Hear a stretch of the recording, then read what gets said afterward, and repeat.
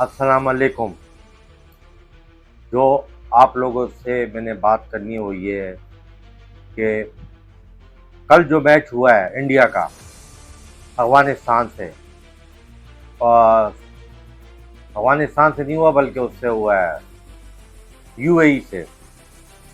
तो उस मैच के बाद काफ़ी लोगों ने ये बात कही है पाकिस्तान से, मतलब हिंदुस्तान में पाकिस्तान में भी, कि यार अब पाकिस्तान पे प्रेशर बहुत बढ़ गया है, पाकिस्तान के लिए यूं करे, पाकिस्तान ऐसे करे, अब पाकिस्तान के जीतना मुश्किल हो गया है और काफ़ी मतलब उसको बहुत ज़्यादा हिकमत अमली अपनी अच्छी करनी पड़ेगी। तो ये सब बातें, सबसे पहली बात ये कि अगर कल यूएई 58 रन आउट हुआ है तो क्या पाकिस्तान ने अफगानिस्तान जैसी मजबूत टीम को 66 रन आउट नहीं किया शारजा में? आप मुझे इस बात का जवाब दें। मैं तो फैक्ट पे बात करता हूँ। आजकल तो बहुत आसान है कि मोबाइल जो है, आजकल तो मोबाइल उठा लो, कोई भी आप वीडियो बना लो या मतलब वीलॉग बना लो, और जो आपको समझ में बात आए वो आप बोल दो, चाहे इंस्टाग्राम पे बना दो या जो भी वीडियो बना दो। अकाउंटेबिलिटी की बात तो छोड़ो, मतलब आपने तो बात पब्लिश कर देनी है ना, चाहे वो कोई भी हो।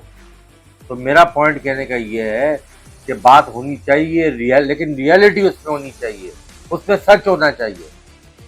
चाहे वो आप सियासत पे करो, चाहे वो आप ट्रैवलिंग में होते हुए करो, या आप स्पोर्ट्स पे करो, जिस चीज़ में भी करो ना उसमें सच होना चाहिए। सच। तो और मतलब बात जो है, जो आपकी ऐसी बात होनी चाहिए जो कि दूसरों के लिए समझने में आसानी हो। तो मैं जो क्रिएटिव बात हो, देखिए मेरी आप बात सुने, पाकिस्तान पे कोई प्रेशर वेशर नहीं पड़ा, पाकिस्तान पे प्रेशर ऑलरेडी पहले का था, ठीक है। हाँ, ये ज़रूर हुआ है कि पाकिस्तान और इंडिया के दरमियान जितने भी इससे पहले मैचेस हुए हैं, ये सिचुएशन जो है इस एशिया कप में थोड़ी अजीब सी है, क्योंकि इंडिया की लिए पाकिस्तान के लिए बात प्राइड की है। प्राइड ये है कि अपनी एक आइडेंटिफिकेशन रखे, और इंडिया के लिए ये मैच इज्जत का आ गया है। अब इंडिया इनमें से एक मैच भी हारेगा ना तो इंडिया में बहुत ज़्यादा उसका रिpercussion आएगा, मतलब उसका जो है ना वो इंडिया को लाजमी जीतना है। और मज़े की बात ये है कि जो मैच है वो इतवार वाले दिन जो पहला मैच है उसमें इतनी ज़्यादा एक्साइटमेंट क्रिएट कर दी है कि किसी को नहीं मालूम है ग्रुप का दूसरा मैच भी होना है, सुपर 4 भी होना है, और उसके बाद अगर फाइनल भी हो तो उसके बारे में भी बात करनी है। रवि चंद्राश्वन ने एक बयान दिया, और रवि चंद्राश्वन जो है ना बंदा ऐसा है कि रवि चंद्राश्वन ने हमेशा पॉजिटिव किस्म के बयान दिए। उसने बोला इंडिया की जो मौजूदा टीम है इसको कोई भी नहीं हरा सकता। उसका एनालिसिस है और वाकई वो सही कह रहा है। और उसने ये भी बात की है कि एफ्रो एशिया टूर्नामेंट कराया जाए, यानी कि इंडिया की भी एक और टीम ले ली जाए या एशिया से भी कोई टीम ले ली जाए। तो जब एशिया कप एशिया टीमों के दरमियान होना है तो बाहर की टीम मतलब किस तरह फिर उसमें आप ऐड कर लो कोई भी इंटरनेशनल टीम, फिर वो एशिया कप तो नहीं रहेगा। वो तो फिर मतलब आईसीसी के अंडर कोई टूर्नामेंट होगा। आईसीसी के अंडर तो खासे वे ये भी आता है लेकिन वो डिफरेंट टूर्नामेंट हो जाएगा। तो ये बात जो है ना डिफरेंट टाइप की। अब बात सिर्फ मैं पाकिस्तान टीम की स्टैट की करूंगा और पाकिस्तान टीम की करूंगा, ठीक है ना। इंडिया पाकिस्तान की जब मैच होगा तो एक दिन पहले उसके लिए प्रोग्राम होगा। मुख्तलिफ क्रिकेटर साबिक मुख्तलिफ चैनलों पे आए कुछ ना कुछ उन्होंने बोलना है पैसे कमाने के लिए। ये सो कोल्ड किस्म के जर्नलिस्ट और सो कोल्ड किस्म की यूट्यूबर ने बातें करनी। मैं आपको एक बात दिलचस्प बात बताता हूँ। देखें, मैंने जो बातें अपनी वीलॉग भी जितनी भी की है ना, अब वो बातें बाहर आ रही हैं लोगों की मुंह से, आहिस्ता आहिस्ता बाहर आ रही है। मैंने बहुत पहले क्या कहा था कि आपकी जो डोमेस्टिक क्रिकेट है और जो आपकी क्रिकेट में पॉलिटिक्स है, तो बल्कि सनाउल्लाह ने अपने प्रोग्राम में कहा है कि टैलेंट पाकिस्तान में और श्रीलंका और वेस्ट इंडीज़ में बहुत था, लेकिन बात ये है कि वो उन मुल्कों में सियासत की वजह से जो है ना उनकी क्रिकेट नीचे आई है। जबकि मैंने क्या ऐड किया था, मैंने ऐड किया था कि आपका चेयरमैन गैर सियासत होना चाहिए। यानी कई महीने जब मैंने वीलॉग शुरू किया, मैंने शुरू में इसका हाल बताया था कि पॉलिटिक्स इसमें नहीं होनी चाहिए, सियासत मुदाखलत क्रिकेट में नहीं होनी चाहिए, है ये हाल है। लेकिन मैंने साथ में दूसरी चीज़ भी ऐड की थी, अगर आपको याद हो, कि आप T20 को कम फोकस करो। आप T20 को जितना फोकस करोगे ना, आप क्रिकेट की जो बेसिक है उससे हट जाओगे, आप क्रिकेट से दूर होते जाओगे। आप टेस्ट और डीआई को भी थोड़ी इंपॉर्टेंट हो, डोमेस्टिक में भी इसको इंपॉर्टेंट हो, इसकी ब्रॉडकास्टिंग हो। देखो आज आपकी टीम कहाँ पहुंच गई है। अगर सिर्फ अल्ट्रा एग्रेशन अगर टीमों को जितवाता तो न्यूजीलैंड 2015 का फाइनल अल्ट्रा एग्रेशन की वजह से ऑस्ट्रेलिया से हारा था। फाइनल तक तो पहुंच गया। अल्ट्रा एग्रेशन जो है उसने इंग्लैंड की टीम का क्या हाल कर दिया है आपके सामने। अल्ट्रा एग्रेशन जो है ना वो बहुत खतरनाक चीज होती है। खुर्रम मंजूर एक प्रोग्राम में कह रहा है कि, और ये बात मैं सुनना पहले जो खुर्रम मंजूर ने कहा है कि जी ये जो अभी मैंने प्रैक्टिस सेशन देखा है तो खिलाड़ियों को एक ही बात बताई जा रही है बैट्समैनों को, तुमने शॉटें मार दी है, मतलब जो भी समझ यार तुमने बल्ले को मारे।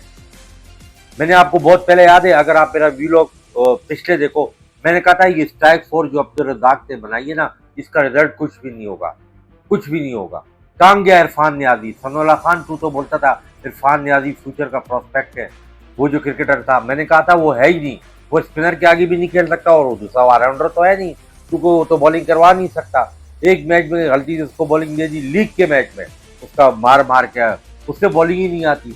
तो मेरा सवाल ये है कि ये सारी बातें मैं कर चुका हूँ जो आप लोग बोल रहे हो, ठीक है, जो बल्ले घुमाना और यूं घुमाना और यूं घुमाना, और यही वजह है।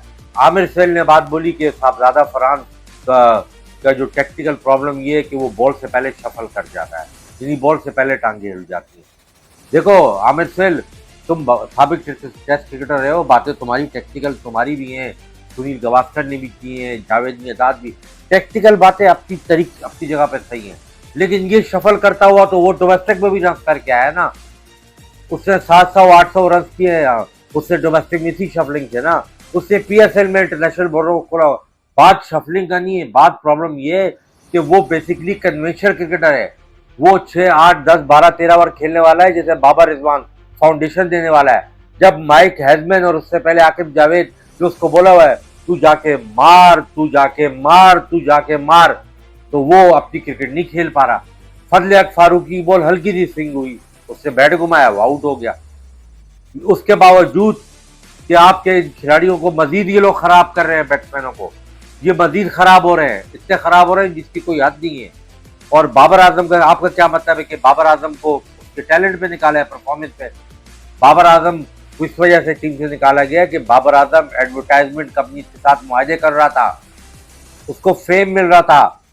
पाकिस्तान के बड़े बड़े दिग्गज जो क्रिकेटर है उनको एडवर्टाइजमेंट कंपनियां नहीं ले रही थी, उनको पैसा नहीं मिल रहा था, उनका खाना पीना बंद हो गया था, मतलब खाने पीने में कमी आ गई थी उनके, जो वो पहुंचते हैं ना 5 स्टार होटल के मजे और जो है ना महंगे महंगे रेस्टोरेंट में रहना, उनका फेम जब उसका बढ़ गया तो उनका फेम उस तरह का रहा नहीं, उसको उनको कोई पूछता नहीं था, चाहे वो वसीम अकरम हो, चाहे वो शुएब अख्तर हो, चाहे वो कामरान अकमल हो, चाहे हफीज हो या शुएब मलिक हो।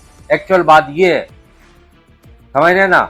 तो बाबर आजम को जो बाहर निकाला है वो बुग़्ज़ आज़म पे आकिब जावेद ने निकाला है, उससे उसको उसकी परफॉर्मेंस के लिहाज से उसको बाबर आजम को बाहर नहीं किया है। अब वसीम अकरम कल कमेंट्री के दौरान जो बातें कर रहा था, ये मैं किसी फीमेल का सोशल मीडिया में बड़ा अच्छे कमेंट किया, उसने सही लिखा है और बहुत अच्छी बात आई कि वसीम अकरम, और ये बात हकीकत है, वीडियो देखी, वसीम अकरम और शुएब अख्तर जब अभिषेक शर्मा से मिल रहे थे तो ऐसे मिल रहे थे जैसे उनके फैन हो।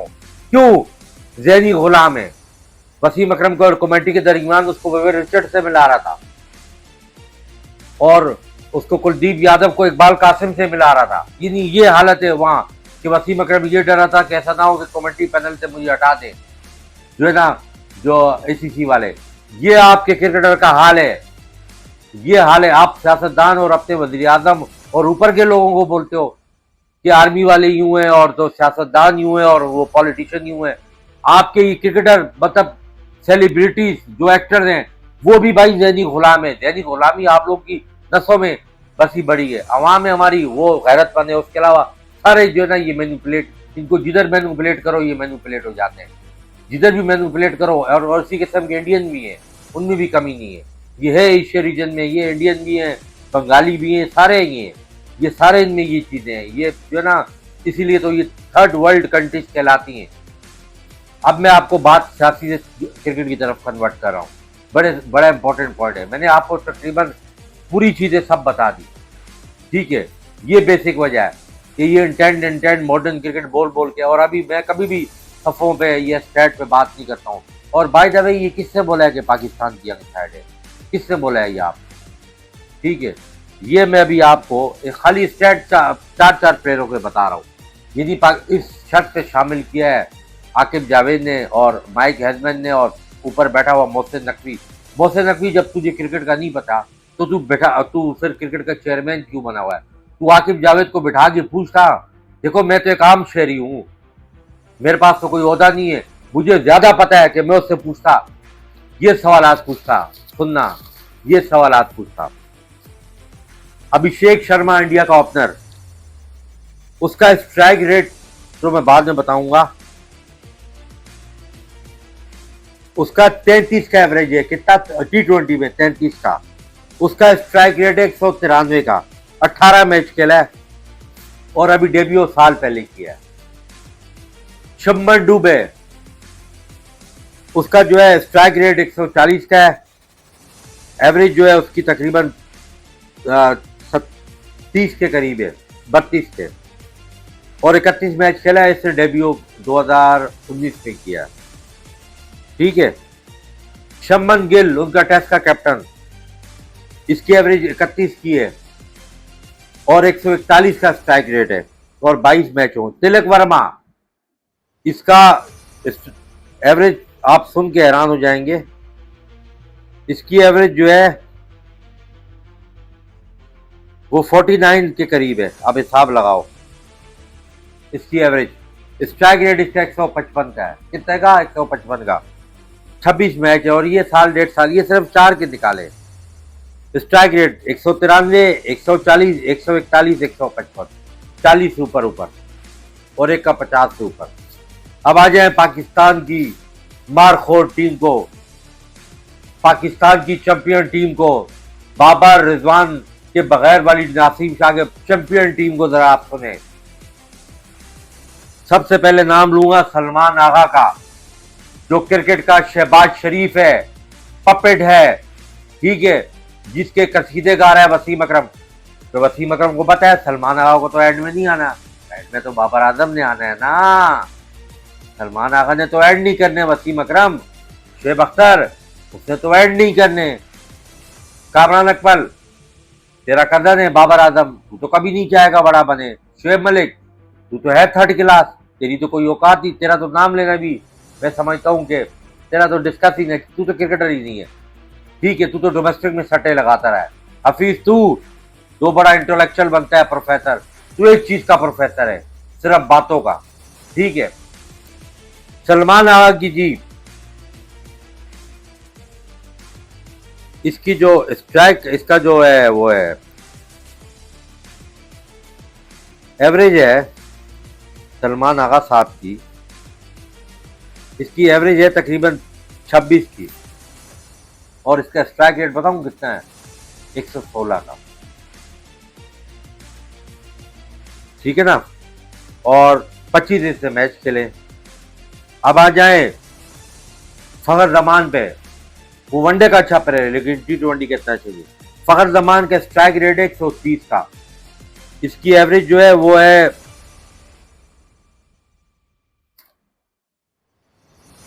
23 की। 132 का इसका स्ट्राइक रेट है फखर जमान का, 23 की इसकी जो एवरेज है और 102 मैच खेला है। अब आ जाए हम साम अयूब पे। साम अयूब की जो स्ट्राइक रेट है 136 का है, इसका बेहतर है। एवरेज इसकी 22 की है, 41 मैच खेला है। साहबजादा फरहान, इसका 130 का स्ट्राइक रेट है, 18 की एवरेज है और 20 मैच खेला है। फखर जमान जो है ना, ये बहुत पुराना है, तकरीबन 2017-18 से, और साहबजादा फरहान भी 2018 में इसने डेब्यू किया था, बल्कि 2018 में ये मैच खेला था। ट्राई नेशन का एक मैच खेला था, सरफराज कप्तान था। जिम्बाब्वे में वो सीरीज हुई थी जिसमें पाकिस्तान ने ऑस्ट्रेलिया को हराया था फाइनल में। फखर जमान ने अच्छी बैटिंग की थी, ये 0 पे गया था। तो ये तो आपके तो स्ट्राइक रेट वाले 140 वाला कोई भी नहीं है।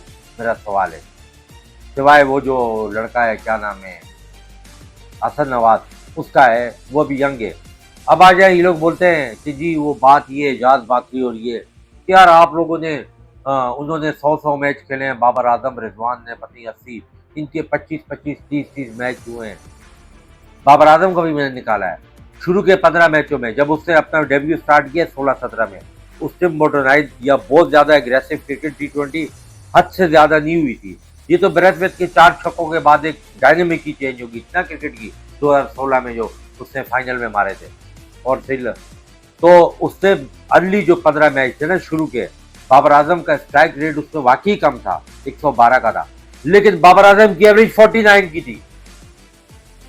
चलो यार, एक प्लेयर ने रन तो किया ना, बाकी भी तो उसके साथ खेल रहे थे ना, तो तुम ये क्या। और अभी दूसरी बात बताओ, मुझे आप बताओ कि शाम अयूब कैसे टीम में आया। शाम अयूब ऐसे टीम में आया कि CPL में रन किए हैं।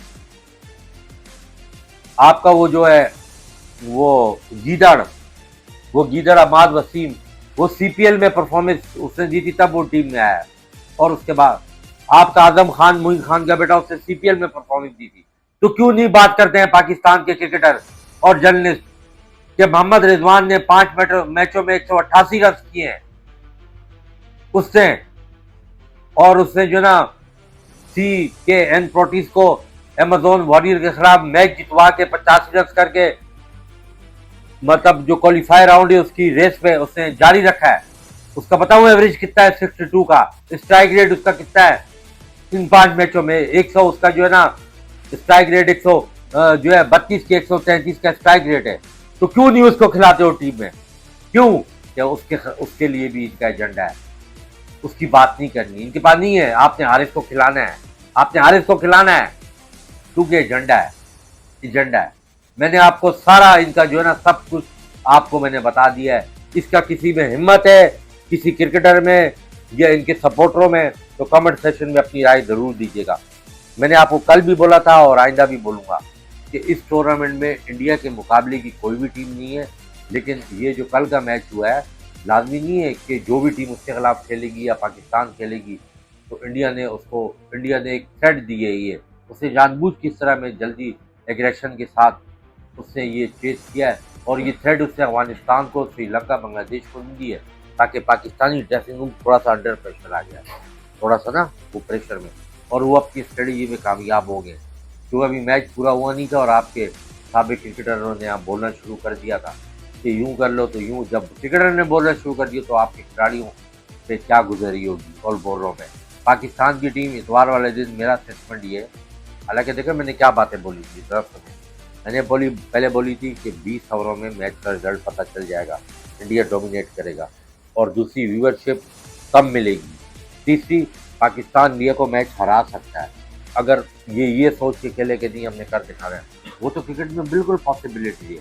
लेकिन अभी आप सोच रहे होंगे कि यार ऐसा कमेंट जो क्रिएटिव कमेंट किए है कि मैं पाकिस्तान टीम को मशवरा दूंगा कि तुम ये जो टीम लेके गए ना, तो वो तुम इज्जत के साथ जो है ना, इज्जत इसी में है कि तुम इनको लीग का एक मैच हरा दो इसी तरीके से, और फाइनल में मत पहुंचना, ठीक है ना।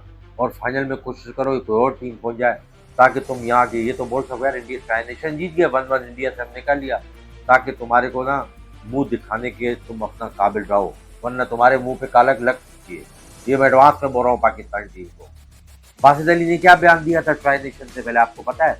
मैं इंडिया से दरखास्त करता हूँ पाकिस्तान से मैच ना खेलें ताकि हमारी इज्जत रखे। वो बासित अली अभी वीलॉग कर रहा है कि पाकिस्तान इंडिया को हराएगा।